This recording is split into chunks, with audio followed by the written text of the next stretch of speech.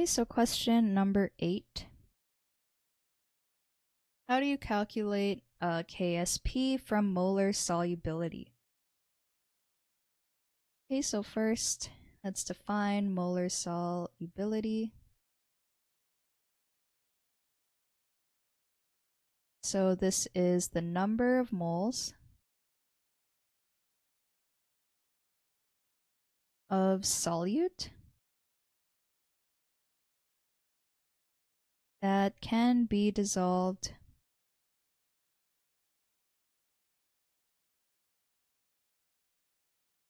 per liter of solution before it becomes saturated.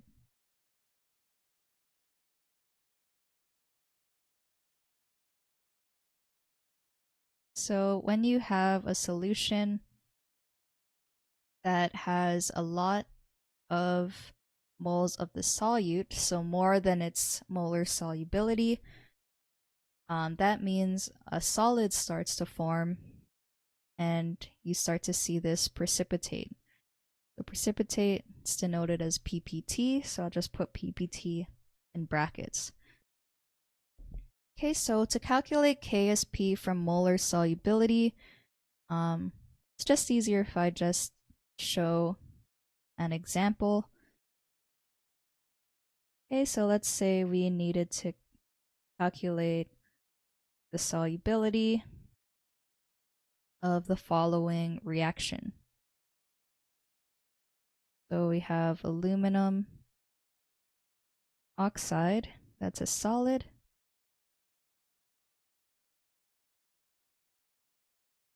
In solution, it can be separated into its ions, aluminum 3+, aqueous, plus 3 OH minus hydroxide ions.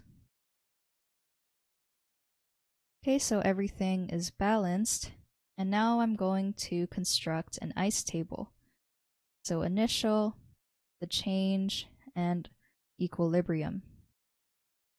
So when we have a solid, the solid isn't included in the ice table, and we're only interested in the ions in the aqueous solution. So the initial concentration of these ions, since they are products, since they're products, they start off with 0. Since when we have a reactant at the start of the reaction, it doesn't form any product yet, so that's why its initial concentration is always 0. For the change, in the case of aluminum 3+, it will just be plus X. And in the case of the hydroxide ion, since there are 3 moles of hydroxide, it changes by 3X. So at equilibrium, the concentration of aluminum 3+ is equal to X, and for the hydroxide ion, it's equal to 3X. So KSP can be expressed through the concentration of the aluminum ion times the concentration of OH minus to the power of 3, since it has a coefficient of 3 in the balanced equation. So I can also solve for molar solubility by subbing in S as the concentration values. So in the case of the aluminum 3+, I'll just denote it as S. But for the case of the hydroxide, it's going to be 3S, since again there are 3 moles of hydroxide, and this is to the power of 3.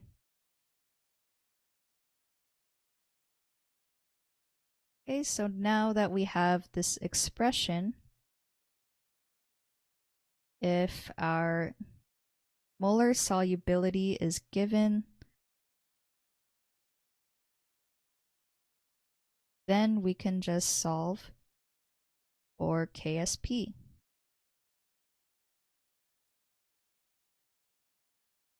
So KSP is just the solubility product constant.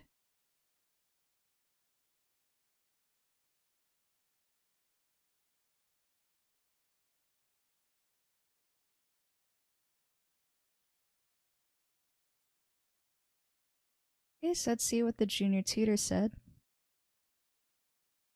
To consider the dissociation reaction of X, A, Y, B shown in equation 1. So here they have an example of a compound that has like compound X and Y, and however many atoms are in the compound are denoted as A and B. And they showed that when this compound dissociates, it forms a number of X ions, which has an oxidation number of B plus B number of Y ions that has an oxidation number of A minus. Okay, so here we have a salt that dissociates into its cation and anion. Equation 2 shows the KSP expression of the above reaction.